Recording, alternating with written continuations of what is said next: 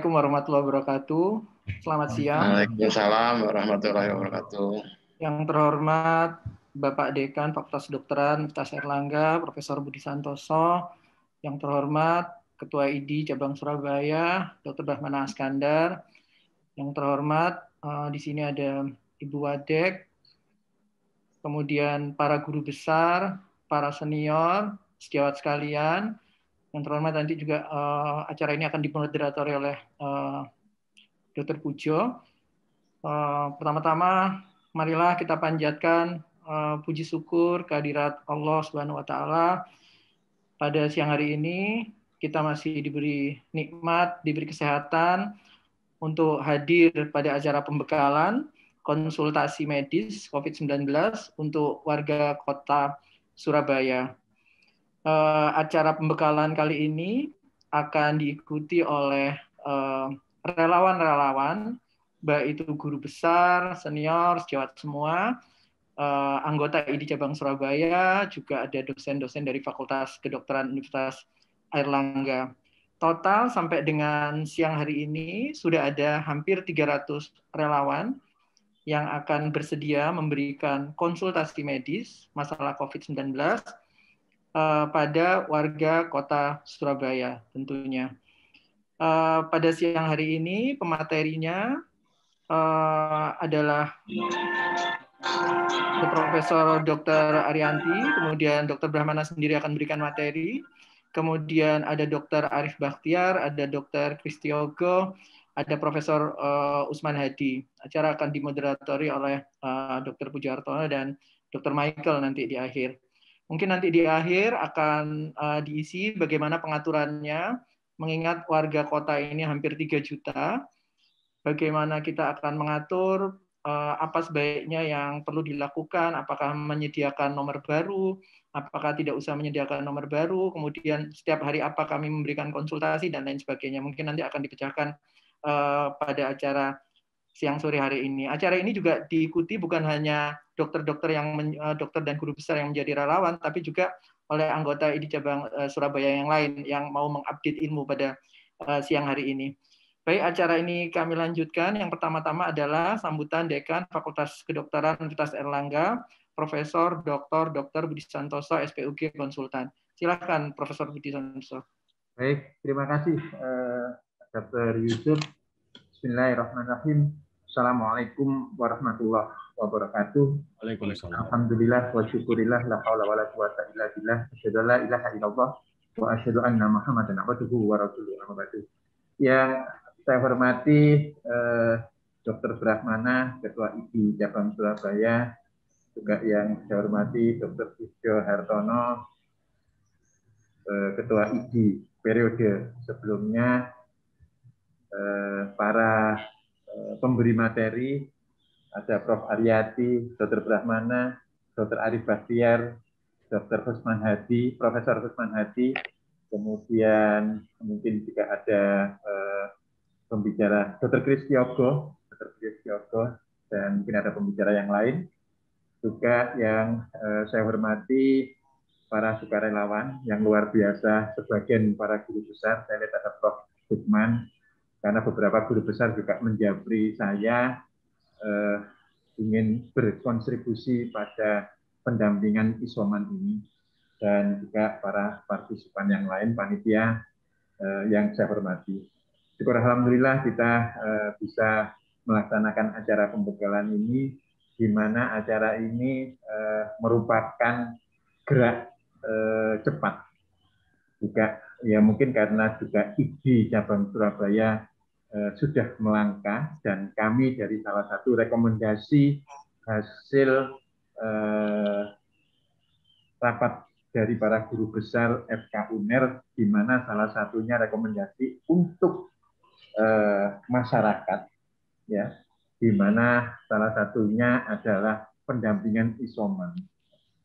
Tentu pendampingan isoman ini sebagai upaya untuk menangani problem di hulu. Kita mengetahui bersama bahwa kalau problem di hulu ini tidak diselesaikan, maka problem di hilir rumah sakit tidak akan mampu menampung pasien-pasien yang terpapar oleh COVID-19 ini. Oleh karena itu harus dilakukan gerakan bersama, di mana hulu diperbaiki, hilir pun juga demikian. Jadi rekomendasi dari para guru besar FK UNER diberi nama Gertak 19, COVID-19. Ini adalah sebagai upaya. Dan salah satunya masalah isoman. Dan kebetulan sekali komunikasi saya secara pribadi sangat baik dengan Dr. Brahmana, sehingga pada waktu kita belum melakukan sosialisasi rekomendasi para guru besar, saya sudah berbicara dengan Dr. Brahmana, dan alhamdulillah sudah ketemu, akhirnya kita bisa saling melengkapi. Aplikasi yang mungkin sudah dibuat oleh pihak ID, kita para SDM, dan insya Allah terus akan kita secara bersama-sama menjadi sukarelawan yang akan mendampingi masyarakat. Walaupun pendampingan isoman ini bukan kita sendiri, beberapa perguruan tinggi sudah melaksanakan, tidak apa-apa. Ya, mungkin juga Kemenkes juga bersama beberapa institusi juga melaksanakan, tidak apa-apa. Kita bersama-sama mengurangi beban masyarakat dan ikut berperan pada upaya penanganan COVID-19. Saya sampaikan apresiasi yang luar biasa kepada ID Cabang Surabaya yang telah bekerja sama untuk melaksanakan isoman, pendampingan isoman ini bersama dengan FK UNER. Mudah-mudahan kita bisa terus mengawal acara ini sampai selesainya COVID-19. Saya pikir itu yang bisa saya sampaikan, Dr. Yusuf. Terima kasih, lebih kurang mohon maaf. Akhirul kalam, wassalamualaikum warahmatullahi wabarakatuh. Waalaikumsalam warahmatullahi wabarakatuh. Terima kasih Bapak Dekan, Profesor Dr. Budi Santoso, SPUG Konsultan, yang memberikan kata sambutan. Berikutnya adalah sambutan Ketua ID Cabang Surabaya, Dr. Brahmana Askandar, SPUG Konsultan. Silakan Dr. Brahmana. Assalamualaikum warahmatullahi wabarakatuh.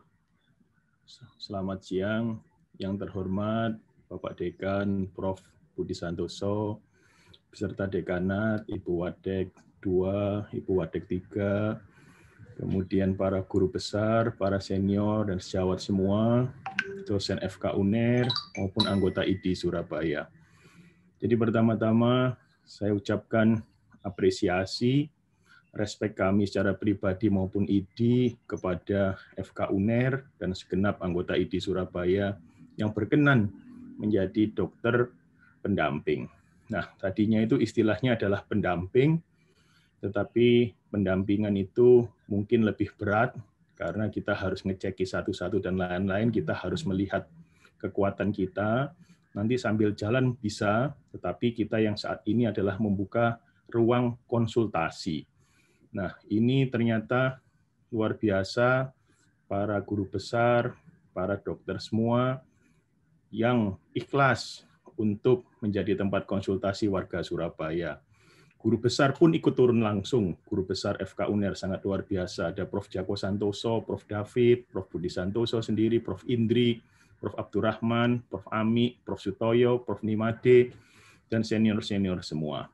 Nah, ini sejalan dengan lonjakan kasus COVID-19.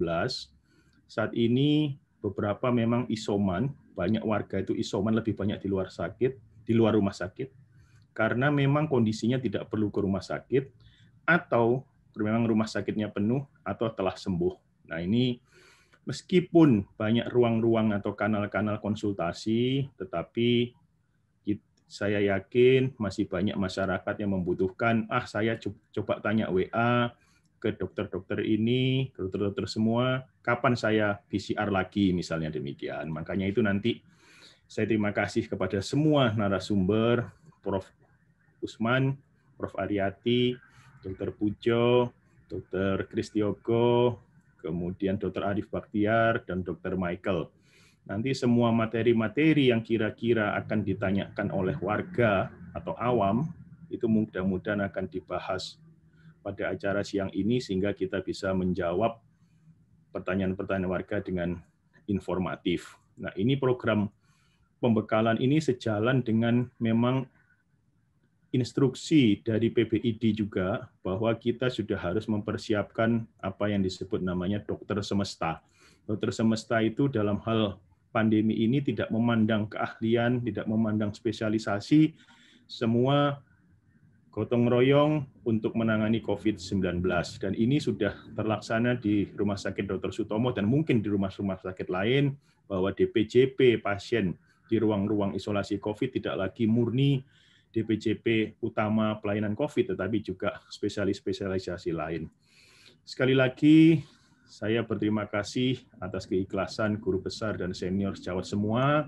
Kemudian saya mohon maaf seandainya ada kekurangan di sana-sini, langsung kami bisa diinfokan ke kami langsung, WA langsung, ke ID langsung, semua kanal-kanal itu bisa dimanfaatkan untuk memberikan masukan ke kami untuk demi perbaikan. Dan mudah-mudahan yang paling penting adalah niat baik semua ini diberikan ridho dan kemudahan oleh Allah Subhanahu wa taala, dan semua diberikan kesehatan oleh Allah Subhanahu wa taala. Singkat kata itu yang dapat kami sampaikan. Mudah-mudahan acara berlangsung lancar di bawah moderator Dr. Pujo Hartono. Saya kembalikan ke host. Terima kasih banyak. Wassalamualaikum warahmatullahi wabarakatuh. Waalaikumsalam warahmatullahi wabarakatuh. Terima kasih Dr. Brahmana. Baik, untuk mempersingkat waktu, acara akan dipandu oleh moderator Dr. Pujo Hartono, SPOG Konsultan, dan nanti akan dibantu oleh Dr. Michael Jonathan.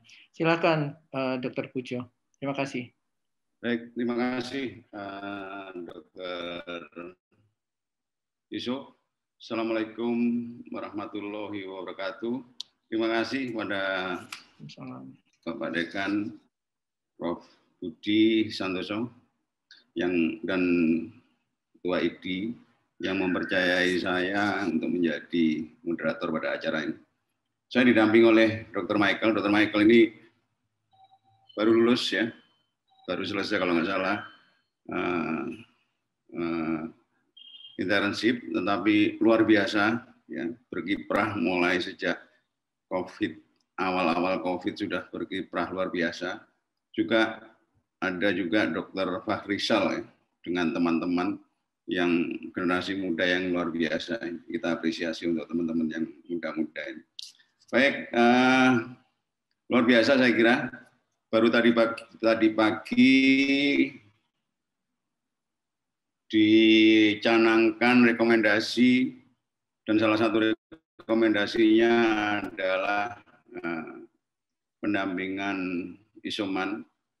Siang ini langsung action luar biasa, ID dengan FK, dilanjutkan dengan pelatihan untuk pendampingan. Sebetulnya ya, yang disampaikan Dr. Brahmana tadi bukan pendampingan yang sebenarnya, tetapi paling tidak memberikan konsultasi medis ya, untuk masyarakat kita, saudara-saudara kita yang mungkin harus mengalami isolasi. Jadi isolasi memang ada dua, isolasi mandiri. Tidak semuanya bisa isolasi mandiri, dan tidak semuanya ideal untuk isolasi mandiri, mengingat kondisi masyarakat kita. Tetapi juga tidak semuanya berkenan mungkin untuk dilakukan isolasi yang terpusat ya, yang terkendali. Kita memang juga mengusulkan isolasi yang regional tetapi ini adalah pilihan. Intinya isolasi bertujuan untuk mencegah penularan. Ini penyakit menular, sangat menular, dan isolasi ini tujuannya sebetulnya untuk mencegah penularan penyakit ini supaya tidak semakin meluas. Tetapi dalam kondisi isolasi saya kira banyak sekali kebutuhan-kebutuhan yang dibutuhkan oleh masyarakat, termasuk masalah-masalah medis yang harus mereka ketahui, yang ingin mereka ketahui, mungkin juga masalah-masalah non-medis yang lain. Jadi kita rasanya perlulah mendampingi mereka-mereka itu. Kalau yang di pendampingan terpusat mungkin memang terprogram ya, kita proaktif, tetapi di sini mungkin banyak masyarakat yang perlu mendapatkan pendampingan, terutama terkait dengan masalah-masalah medis. Baik, yang terhormat para guru besar, para peserta, saya lihat di sini sudah 240, luar biasa. Kita langsung saja, ada 5 pembicara ya, Prof. Aryati, Dr. Brahmana, Dr. Arif, Bahtiar, Dr. Kristiogo, dan Prof. Osman. Kami lanjutkan langsung saja ke Prof. Aryati tentang tes COVID-19. Prof. Aryati ini sudah melalang dunia, melalang buana. Jadi secara nasional sudah luar biasa. Kebetulan beliau ketua Perhimpunan Patologi Klinik ya, Patklin ya, ketua Patklin Indonesia, dan mendapatkan kepercayaan yang luar biasa bukan hanya di level UNER tetapi sudah nasional. Monggo silakan, waktunya 30 menit. Saya kira para peserta bisa melakukan tanya jawab lewat chat, dan kalau sudah selesai monggo silakan kalau sempat dijawab langsung, tetapi pada akhir acara nanti kita akan memberikan kesempatan untuk tanya jawab kalau masih ada waktunya. Monggo silakan Prof. Aryati. Saya ucapkan terima kasih banyak Dr. Pujo selaku moderator. Assalamualaikum warahmatullahi wabarakatuh. Salam sehat untuk kita semua. Terima kasih Prof. Budi Santoso yang luar biasa sejak pagi sampai sekarang terus komitmennya sangat tinggi. Saya sangat salut dan apresiasi Dr. Yusuf sebagai host dan seluruh panitia, seluruh pemateri, Dr. Brahmana, terutama Dr. Brahmana yang telah mengontak saya untuk ikut mengisi materi ini. Terima kasih banyak Dok.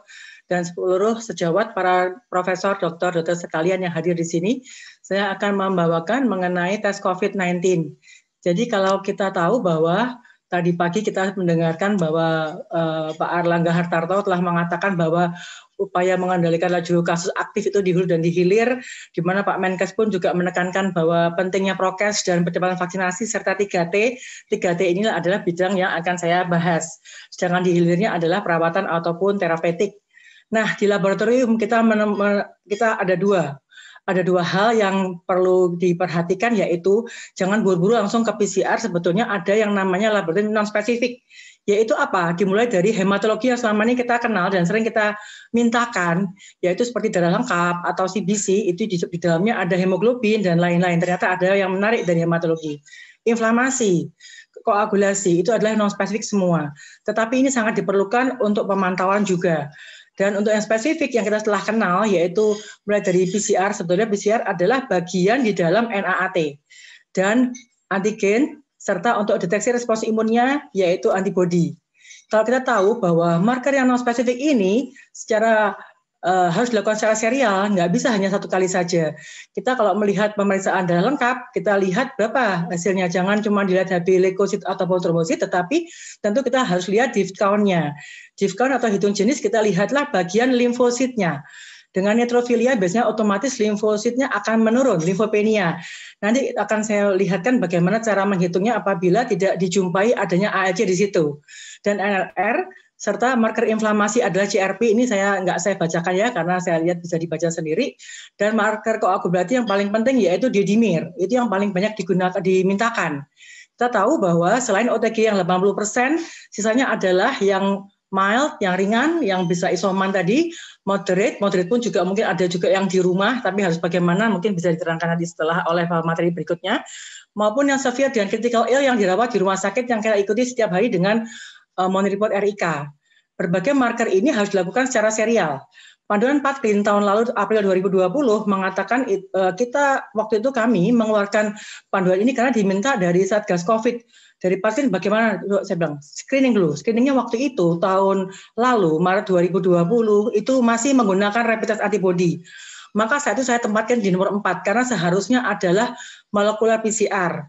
Nah, saat itu saya bilang jangan cuma ini, tetapi kombinasikan dengan hematologi, lihatlah ALC-nya, apakah di bawah 1.500 per mikroliter, dan NLR-nya apakah di atas 3,13, dan CRP-nya apakah lebih dari 10 mg per liter.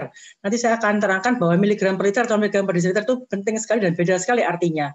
Di samping itu, TCM itu adalah TCM ataupun real time itu adalah yang NAT tadi, NAT atau molekuler, itulah yang sebetulnya sebagai gold standard. Gold standarnya adalah NAT, tetapi kita waktu pemerintah membelinya adalah antibody, sehingga waktu itu kita gunakan panduan ini. Jadi harus combine, nggak bisa hanya antibody saja. Dan demikian juga diagnosis. Nah, ini adalah pemantauan yang dilakukan tergantung. Kalau misalnya itu di rumah, tergantung juga apakah kalau harian ya ataukah 3 hari sekali, tentu tergantung kondisi pasien dan juga bagaimana apakah pasien telah dilakukan pemeriksaan laboratorium sebelumnya atau belum. Nah, ini adalah pemeriksaan yang bisa dilakukan kalau misalnya kita melakukan sehari-hari dengan minimalis gitu ya, dengan biaya yang minimalis itu DL, CRP, D-dimer biasanya saya memintakan seperti itu. Tetapi kalau misalnya untuk di rumah sakit tentu lebih lengkap. Kita tahu bahwa selama ini ada ferritin, ada blood gas, bagaimana kondisi pasien saat itu tentu dengan elektrolit juga dan dilengkapi dengan juga marker-marker yang lain karena kita tahu bahwa seperti halnya antivirus juga mempengaruhi fungsi hati. Nah, demikian juga untuk kontak tracing. Untuk hemostasis kita tahu bahwa D-dimer itu sangat peranan sangat penting karena pada COVID itu menyebabkan trombosis, sedangkan kalau pada dengue menyebabkan perdarahan. Jadi D-dimer inilah dapat kita pantau dan kita lihat berapa nilai cut off dari D-dimer yang seharusnya kita perhatikan. Nah, bila sejawat sekalian melihat hasil laboratorium seperti ini, apabila pasien itu misalnya belum punya uang seharga, kan bisa kita tahu bahwa PCR itu 9.000 ya. Nah, dengan menggunakan 150.000 aja atau 110.000 aja, kita bisa mendapatkan di sini ya. Selain HB leuko, tentu yang kita perhatikan adalah limfositnya. Normalnya antara 25-40%, ini 5,9%. Dengan 5,9% dibagi 100 kali jumlah leukosit, WBC adalah leukosit 8.910. Nah, keluarnya adalah ini, 0,53 kali 1.000, artinya 530. Normalnya di atas 1.500. Berarti pasien ini rendah. NR-nya gimana? Neutrofil dibagi limfosit 14,68, normalnya di bawah 3,13. Nah, dengan ini aja kita sudah bisa memilih, oh ini ada apa dengan pasien ini. Ini pasien yang berikutnya, dia juga demikian. Dengan limfosit 7.000, padahal di sini leukositnya tinggi 15.000. Apakah ini infeksi bakterial? Belum tentu. Setelah dilakukan penghitungan, ternyata limfositnya itu hanya 1.060, berarti dia juga rendah. Sedangkan NR-nya juga tinggi. Nah, ini pada pasien-pasien COVID seperti ini. Biasanya kalau mau bertahap, biasanya aduh dok mahal sekali, PCR 9.000. Nah, ini kita bisa mulai dari DL. Nah, CRP adalah marker inflamasi yang akan meningkat pada infeksi bakterial, nekrosis jaringan maupun penyakit autoimun. Sebelum era COVID ini dipakai untuk itu, tetapi sekarang ngetren di acara COVID, maka kita lihat bahwa memang kalau dia meningkat dalam waktu 6-8 jam, ada apa ini? Nah, kita lihat ada inflamasi apa ini? Kalau misalnya setelah diterapi berhasil, dia akan turun cepat sekali dan akan segera menghilang dalam waktu 24-48 jam. Tentu pada COVID dia akan berkorelasi dengan keparahan dan prognosis. Dan banyak kita ketahui bahwa monitoring CRP sangat-sangat diperlukan. Nah, kita lihat D-dimer. D-dimer adalah fragmen dari protein untuk pemecahan fibrin, di mana half-life-nya sangat cepat, dan dulu digunakan untuk melihat di vein trombosis di vena-vena dalam. Tetapi sekarang kita lihat bahwa banyak dipakai untuk prediktor trombosis pada COVID. Apakah yang dominan di fibrinolysisnya ataukah coagulable state-nya? Nah, kita bisa lihat di sini sesungguhnya dia juga meningkat pada kondisi-kondisi ini, ya, pada pembedahan, kehamilan, inflamasi, kegagalan dan lain-lain. Nah, kalau kita melihat bahwa sesungguhnya yang paling bagus kalau kita bisa mendapatkan kultur COVID, kultur dari SARS-CoV-2, tapi kan nggak bisa karena butuh tenaga terlatih dan lab yang BSL-3, lupakan ini ya.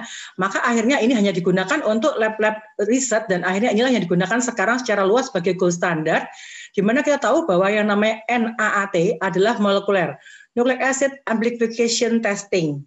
Tadi dari nanti kita tahu bahwa itu adalah PCR dan juga yang non PCR ada kita gunakan juga di Sutomo. Nah, kalau misalnya dengan PCR ini ternyata nggak bisa menggunakan antigen. Sekarang sedang banyak digunakan yaitu antigen dan ini pun juga telah dilakukan validasi di Kemenkes tentang validasi antigen ini. Nah, kemudian yang terendah adalah confidence level untuk antibody. Oleh karena itu penggunaan antibody biasanya digunakan bersama-sama dengan yang kiri ini. Jadi kombinasi.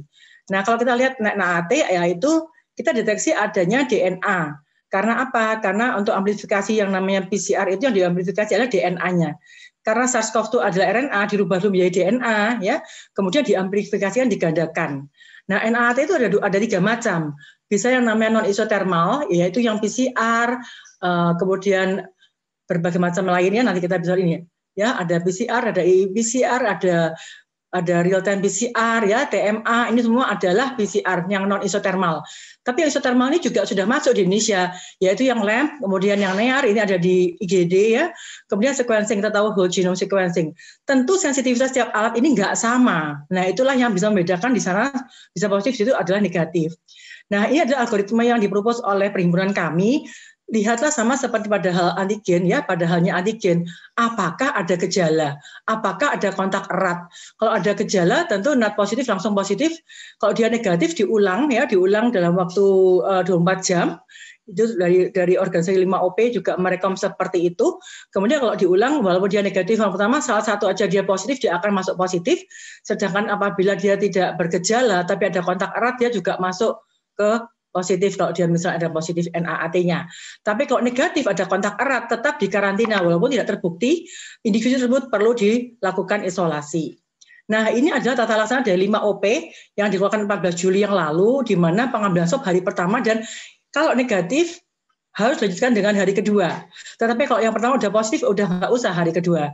Untuk yang pasien rawat inap dilakukan sebanyak 3 kali rekomendasinya. Untuk yang OTG ringan dan sedang tidak perlu dilakukan pemeriksaan PCR untuk follow up. Sedangkan untuk follow up itu dilakukan PCR itu dilakukan pada yang follow up yang berat dan kritis ya, di mana dilakukan 10 hari setelah pengambilan swab yang positif yang pertama kali. Nah, kemudian bisa saja dilakukan tambahan seperti halnya sekarang di RIK, tentu disesuaikan dengan pertimbangan DPJP. Jadi ini adalah rekomendasinya. Tahapan diagnosis PCR COVID kita tahu mulai dari pengambilan spesimen, pengiriman, ini semua akan potensi juga dalam kesalahan kalau itu memang pengiriman. Kalau tidak bisa segera dikerjakan, maka tentu ini bisa potensi kesalahan, yaitu mulai dari pengambilan spesimennya, nggak notok banget sampai di nasofaring misalnya ya, kemudian pengiriman dan lain-lain. Sampai di laboratorium yang namanya analitik, ada lagi proses yang namanya ekstraksi, apakah manual, apakah otomatis ya. Kemudian PCR-nya sendiri apakah menggunakan alatnya seperti apa, berapa kemampuan deteksi terendahnya, kemudian bagaimana hasil city value-nya, maksudnya tuh kemampuan city value maksimumnya berapa, itu semua akan mempengaruhi hasil dan interpretasi pembacaan. Serta pasca analitiknya adalah pelaporan hasil. Ini tadi yang saya katakan, pengambilan sampelnya tentu setelah diambil dari swab nasofaring, insya Allah kalau benar pengambilannya dimasukkan dalam VTM dan segera dikerjakan, tentu itu akan meminimalisasi segala macam kemungkinan hasil yang negatif palsu. Nah, kemudian yang ekstraksi RNA, ada kata menggunakan yang otomatis, tentu akan lebih baik pada mereka-mereka tenaga yang tidak terbiasa dengan PCR sehingga bisa meminimalkan negatif palsu juga. Demikian juga untuk mesin PCR yang akan dilakukan, apakah kita menggunakan yang otomatis ataukah menggunakan yang manual. Ya, itulah yang akan berpengaruh pada berbagai macam hasil itu.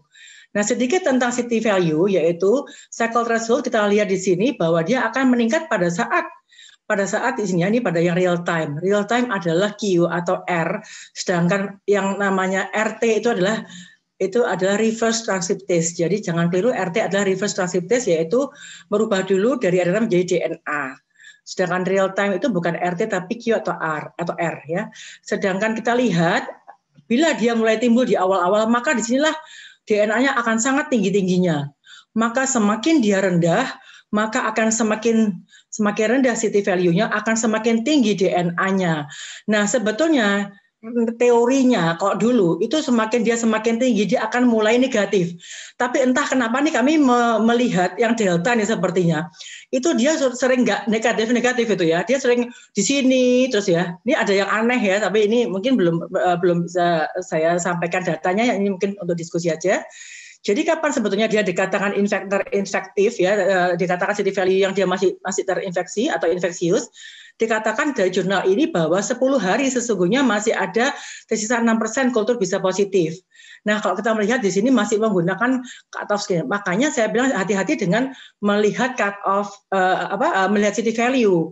Karena apa? Kita harus melihat juga PCR-nya yang digunakan, PCR yang city maksimumnya berapa.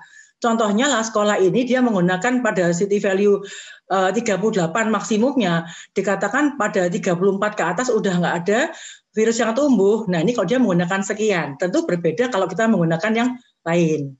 Nah, bila seseorang terpapar COVID, kapan sih sebaiknya dia diperiksa? Ideal di hari 5 sampai hari ke-7. Jangan segera diperiksa karena 100% akan negatif, ya, negatifnya false negatif. Nah, ini saya katakan hati-hati dengan melihat city value karena cut-off setiap alat nggak sama. Kalau menggunakan Gen Expert itu pakai city value-nya itu 45. Tentu 30-nya di ini dengan 30-nya di Abbott dengan 30-nya ini 27 sudah udah negatif ya, atau 30-nya di Sansure, 30-nya di ROS, itu akan berbeda. Jadi hati-hati dalam menginterpretasikan city value kalau gonta-ganti lab, makanya nggak boleh gonta-ganti lab. Nah, kita ini maaf nih, saya bukan pamer, tapi saya ingin cerita sedikit tentang tahun lalu waktu saya terkena COVID, itu tanggal 28 Mei hasilnya positif dengan Abbott. Abbott itu adalah city maksimumnya 31,5. Nah, kemudian minggu depan, saya dan anak saya sama-sama diperiksa di seminggu kemudian. Dia yang lebih muda dari saya, umurnya 25 tahun, dengan saya yang lebih tua, jauh 2 kali lipat lebih, itu ternyata saya lebih cepat naiknya. Artinya sebetulnya kondisinya saya lebih baik dari dia. Nah, tetapi minggu depan lagi gitu, kemudian dengan Abbott, saya cepat sekali 28, dia juga masih berangkatnya sama, 14 sama 14. Gitu. Berarti nggak selalu bahwa mereka yang muda itu lebih cepat sembuh. Jadi tidak ada jaminan gitu ya. Kalau kita lihat dengan VTM yang sama, saya kerjakan teman-teman tuh mengerjakan dengan gene expert dengan VTM yang sama, viral transport medium tadi diisi dengan swab itu. Ternyata ini 40 ya. Jadi kalau mengartikan seperti ini kelihatan jelas bahwa itu berbeda. Jangan melihat hanya dari city value kalau alatnya gonta-ganti. Kemudian minggu ke depannya tidak terdeteksi, minggu depan lagi terdeteksi lagi. Ini yang dikatakan tinggal fragmennya saja. Nah, ini adalah berbagai macam tes cepat molekuler. Jadi tadi yang dikatakan, yang saya katakan bahwa ada yang isotermal maupun yang non isotermal PCR tadi itu, ada yang cepat. Yang cepat itu namanya TCM, tes cepat molekuler. Macam-macam juga. Metodenya metode apa? Ini tadi yang isotermal. Ini yang PCR, ini yang real time lain-lain. Target gain-nya bagaimana, terdeteksinya terendahnya berapa, cut off-nya maksimum berapa, ini semua akan menyebabkan hasil yang bisa tanda petik berbeda. Ini yang digunakan di IGD. Dalam waktu 5 menit saja sudah ketahuan hasilnya positif atau enggak. Ini adalah berita hoax yang kami klarifikasi bahwa enggak benar nih yang berita-berita yang beredar itu kalau 0-1 invalid itu salah besar. Karena alat reagen yang ada memang mampu deteksi sampai CT di bawah 11 seperti yang tadi saya alami. Awal-awal saya hanya 5,6. Jadi semua hasil yang dikeluarkan lab sudah divalidasi. Dan tidak ada pengembangan hasil yang baik, buruk, atau invalid hanya karena CT value. CT value nggak bisa dibandingkan antar lab karena beda tadi metodenya, alatnya, reagennya, CT maksimumnya. Dan CT value yang tinggi, hati-hati nih yang tinggi nih. Kalau ketahuannya di awal, bisa saja itu dia masa awal infeksi, sehingga bisa saja menularkan. Jadi itu saya ditanya oleh seorang klinisi, loh ini kenapa ya Prof, saya tuh kok pasien saya tuh dari 36 tiba-tiba kok jadi 20. Nah itu ya, diikutin terus, coba diikutin terus. Jadi karena bisa aja ini adalah akhir dari infeksi atau awal dari infeksi ya. Jadi dia belum cukup banyak sehingga masih sedikit sekali DNA-nya.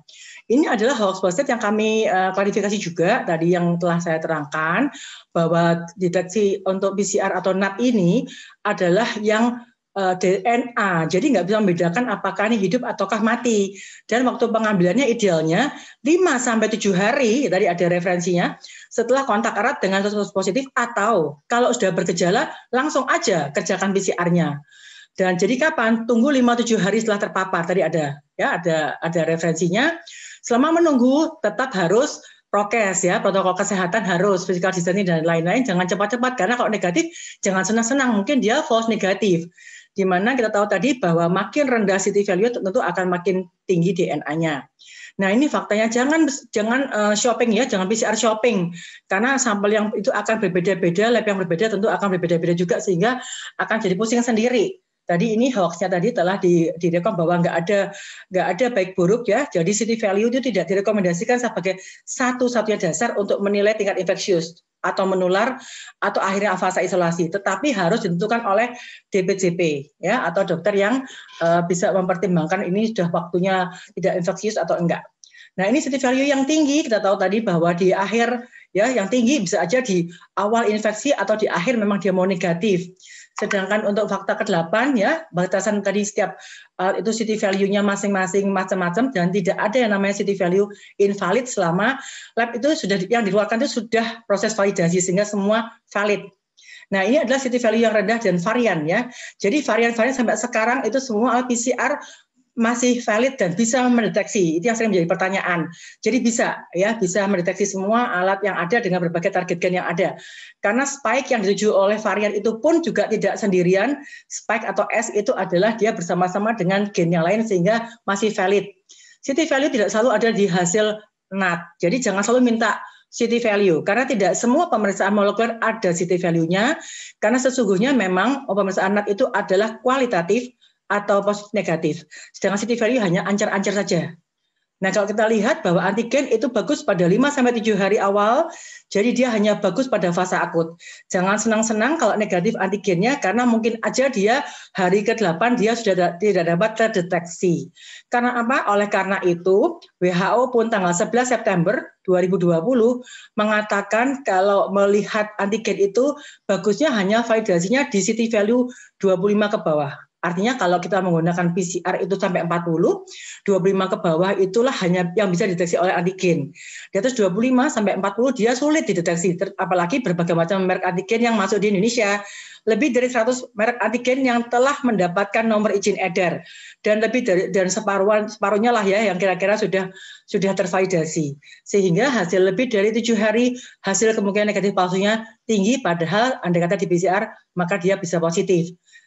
Nah, kalau kita melihat di sini dari CDC ini tanggal 13 Mei 2021 membedakan apakah ini di daerah yang tertutup seperti pesantren atau penjara. Bedanya adalah di asimptomatik. Kalau yang di pesantren atau penjara, kalau antigen itu positif harus dilanjutkan NAT. Ya, kemudian kita lihat apabila NAT-nya itu negatif, apakah ada kontak. Nah, seperti itu. Sedangkan kalau yang di komunitas langsung aja kalau tidak bergejala positif langsung diisolasi tanpa dilakukan NAT. Ya, kemudian kalau bergejala tentu kita langsung anggap aja sebagai positif dan tentu harus dilakukan isolasi. Nah, kalau kita melihat ini Kemenkes 5 Maret 2021, kapan penggunaan antigen ada dibagi kriteria A, B, C, dan ini sekarang lagi heboh juga karena sekarang itu banyak yang protes karena kok dianggapnya sangat longgar ya. Nah, kalau kita melihat seperti ini, ada nggak di sana NAT-nya? Karena kita tahu bahwa tidak semua tempat bisa melakukan PCR atau NAAT ini, sehingga di tempat yang tidak ada PCR-nya ya atau NAAT-nya bisa dilakukan antigen untuk kontak tracing, diagnosis maupun screening ya. Tapi kalau ada nggak boleh, harus memenuhi kriteria A atau B. Sehingga CDC tanggal 14 Juni mengatakan bila hasil antigen negatif pada pasien bergejala harus dilakukan NAT ya. Bila NAT-nya positif itu definitif itu dia positif. Nah, karena keterbatasan dari antigen tadi, maka disarankan oleh CDC antigen itu lakukan setiap minggu karena kita mencegah supaya tidak terjadi hasil-hasil tadi yang false negatif tadi ya, seperti ini. Ya, kita lihat setiap minggu. Nah, antibodi, ada 2 macam antibodi. Ada antibodi yang terhadap nukleokapsid, yaitu antibodi yang tahun lalu datang sampai jutaan banyaknya ya, kita tahu di lapangan ya, yang membuat bingung semua, dan kami membuat panduan bahwa hati-hati kalau antibodi negatif itu mungkin dia masa inkubasi harus cek lagi 10 hari kemudian, tapi kalau dia positif juga bisa juga dia positif karena dia terkena corona yang lain gitu ya. Nah, inilah yang nukleokapsid, yang rapid test, yang terkena rapid test itu. Rapid test ada 3 macam, rapid test antibody, antigen maupun molekuler atau TCM. Sedangkan antibody yang sedang ngetren di awal Januari yaitu antibody terhadap spike. Ini yang dikatakan apakah dipakai untuk memulai vaksinasi atau memprioritaskan vaksinasi misalnya, atau mereka yang misalnya tadi bertanya sama saya dari Papua, saya boleh nggak dokter dari Papua, apakah saya boleh vaksin ketiga, boleh nggak saya prioritas COVID saya melakukan vaksinasi, dan seperti itu ya. Ini bisa dilakukan pemeriksaan spike. Nah, kita lihat bahwa antibody ada yang IgG, IgA, IgM, di mana di awal-awal ini kita tahu bahwa ya yang baik tentu dengan gold standard RNA. Nah, kita lihat bahwa pada saat IgA, IgG, IgM terhadap nukleokapsid timbul, sebetulnya nggak lama lagi itu yang spike juga timbul. Spike itu tadi yang saya bilangnya sebelah kiri itu ya, itu juga timbul. Dan spike ini pun juga ada di pasaran, sudah ada juga spike ini. Jadi ada terhadap IgG, IgM total, sedangkan yang terhadap nukleokapsid juga ada. Dan IgG bukan masa lampau ya, hari keempat dia bisa juga positif di hari awal. Hari keempat, tapi hilangnya dia agak lama sampai 6 bulan, IgM itu sampai 2-3 bulan, sedangkan IgA lebih cepat. Bila 2 kali PCR itu negatif, ya dengan suspek tetap kita curiga ke arah COVID, bisa dicek dengan antibody. Tapi 2 kali, sekarang sama 2 minggu lagi. Kalau negatif, kemudian 2 minggu lagi positif, itu sudah namanya recent infection, atau rendah ke positif, itu juga recent infection atau akut. Kapan akhirnya isolasi? Mengakhiri isolasi tanpa ini adalah dari Juni 2020 dari WHO bahwa 10 hari onset gejala tambah 3 hari bebas gejala. Ini yang masih kita gunakan sampai sekarang ya. Nggak bergejala 10 hari, di mana dari PCR pertama kemudian dianggap sudah selesai. Sedangkan kalau bergejala 10 hari ditambah 3 hari bebas gejala. Nah, kita lihat ini adalah yang CDC 10 Agustus maupun yang terakhir adalah 2 Juli, yang kemarin juga barusan dikeluarkan. Juni, itu simptom base ataupun test base. Jadi kalau misalnya bergejala tadi ya, menggunakan juga hampir sama, masih menggunakan 10-20 hari, seperti Singapura ya, 21 hari ya. Singapura menggunakan 21 hari, ini dari CDC 10-20 hari pada yang bergejala berat dan kritis, dan untuk yang ringan itu 10 hari. Ditambah ini ya, tanpa gejala. Kapan akhir isolasi? Ini masih digunakan sampai sekarang, revisi 5 13 Juli 2021, di mana yang baru belum ada. Walaupun sejak Desember sudah dibaca Menkes yang lama, sampai Menkes yang baru juga belum dikeluarkan. Jadi kita masih menggunakan ini. Tidak ada gejala 10 hari, kemudian ringan dan sedang 10 hari tambah 3 hari bebas gejala. Ini yang di rumah sakit ya, dari 1 hari kemudian 3 hari bebas gejala di rumah sakit. Bila nggak ada NAT tentu ini ya. Kalau saran saya tambah DL, CRP, D-dimer.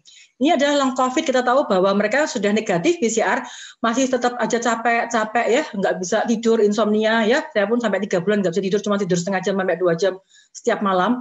Ya ini yang dialami oleh teman-teman yang mengalami COVID ya, kemudian dia sampai 6 bulan masih bisa mengalami hal-hal seperti ini. Kalau lebih dari 6 bulan namanya persisten COVID, bukan lagi long COVID. Nah, apa jadi dengan labnya? 30% itu D-dimer ternyata masih bisa positif ya pada long COVID sampai 3 bulan. Ya, kita bisa lihat di monitor bisa sampai 3 bulan. Dan CRP pun juga 9,5% masih bisa meningkat CRP-nya pada long COVID. Contoh kasusnya kita lihat bahwa, sedikit lagi mohon maaf Dr. Pujo, 2 menit lagi ya dok. Jadi ini kita lihat bahwa kalau kita mau melihat maka harus dimonitor. Dimonitor itu artinya apa? Bagaimana nih DL-nya? Lihatlah ALC-nya. 1040, 1710, 970, 810 ini ya.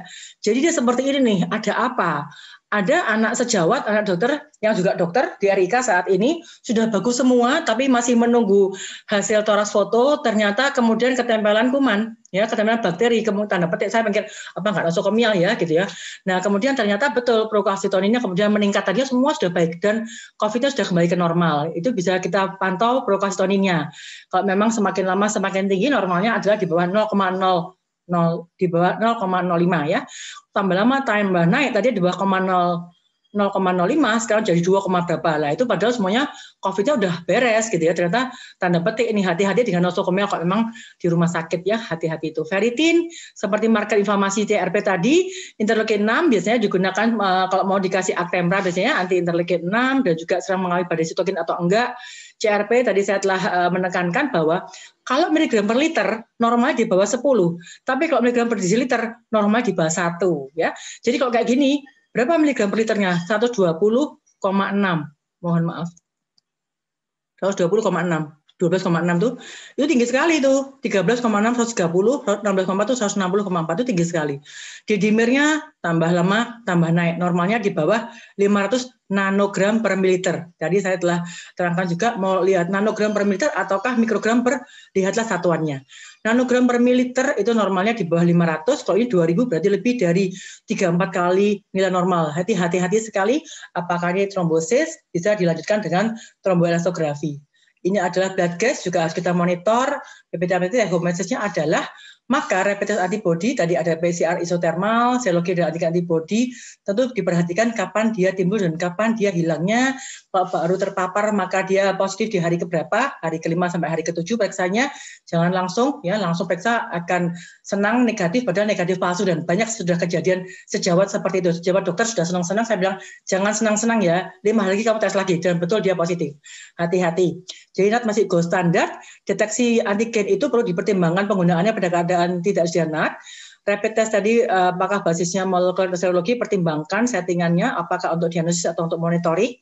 Interpretasi sekali lagi kita sebagai dokter tentu harus komprehensif, holistik, jangan hanya menurut saya ya, jangan hanya dari hasil PCR, tentu klinis, timing waktu pengambilan sampelnya kapan, termasuk DL, CRP, D-dimer menurut saya perlu dilakukan tentu juga dengan toraks foto. Saya kira cukup sekian, terima kasih Dr. Pujo, saya kembalikan. Wassalamualaikum warahmatullahi wabarakatuh. Waalaikumsalam warahmatullahi wabarakatuh. Baik. Terima kasih Prof. Aryati, luar biasa, lengkap sekali, dan mudah-mudahan memberikan pencerahan yang bagus untuk para pendamping, calon pendamping. Monggo kalau misalnya ada yang mau chat langsung di kolom chat, bisa mungkin langsung dijawab oleh. Nanti siang juga nggak apa-apa, Dokter Pujo. Nanti siang kan jam 3 ya, kita mulai tanya jawab ya. Monggo Dok, Bapak nanti dilanjutkan dengan yang lain aja. Nanti saya ikut gabung lagi, Dok. Terima kasih, Dokter Pujo. Saya kira mungkin akan banyak pertanyaan, haruskah orang-orang yang isoman, ini terkait dengan isoman, ini mesti dipantau lab dan sebagainya. Mungkin tapi nanti akan kita bicarakan di tanya jawab ya.